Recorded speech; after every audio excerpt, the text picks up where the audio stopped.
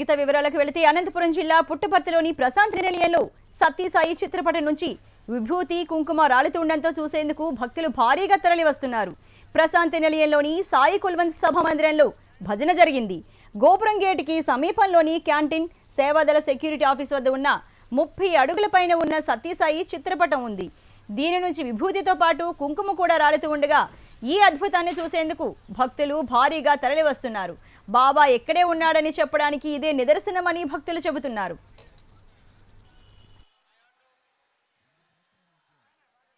స్వామిని చూడాలంటే ఇక్కడే చూడాలంటే ఆయన ఎప్పుడు స్వామి మన వెంటనే ఉంటారు. ఆయన నమ్మిన వాళ్ళకి ఎప్పుడూ ద్రోహం లేదు.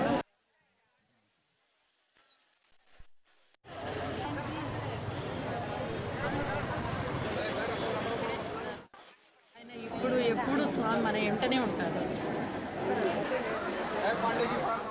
సత్యసాయి చిత్రపటం నుంచి విభూతి కుంకుమ రాలుతోందని భక్తులంతా విశ్వసిస్తున్నారు. అయితే దీనిపై మనతో మాట్లాడడానికి జన విజ్ఞాన నుంచి విజయరావు గారు టెలిఫోన్ లైన్లో సిద్ధంగా ఉన్నారు. రావు గారు, దీనిపై ఏమంటారండి? చాలాసార్లు ఇలాంటి అంటే జరుగుతూ ఉంటాయి, అద్భుతమని భక్తులు అంటూ ఉంటారు, కాదని మీరు అంటూ ఉంటారు, ఏమంటారు? వాస్తవానికి ఇది ఎన్నోసార్లు మన జన విజ్ఞాన వేదిక నుండి మిగతా చాలా వైజ్ఞానికంగా, సైన్స్ పరంగా, శాస్త్రీయ పరంగా ఎన్నోసార్లు దీన్ని ప్రూవ్ చేసి మీ ముందు కూడా డిస్ప్లే చేయడం జరిగింది. అయితే ఇందులో ఒక విషయం మనం ఆలోచించాల్సింది ఏంటంటే, దీన్ని